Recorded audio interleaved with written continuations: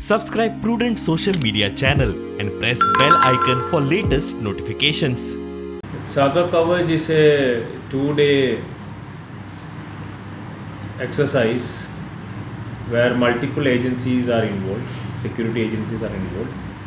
It's basically to check the preparedness of the security agencies, coastal security along with the district police and other departments try to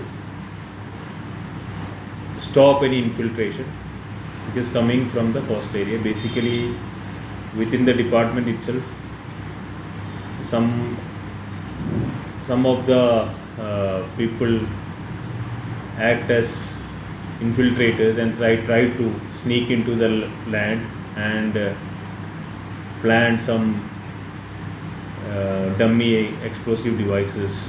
The coastal police along with other agencies try to stop them. It has been going well.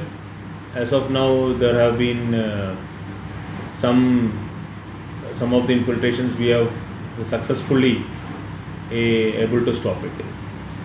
It's going on. It is a 2 days exercise. It will come to an end tomorrow evening.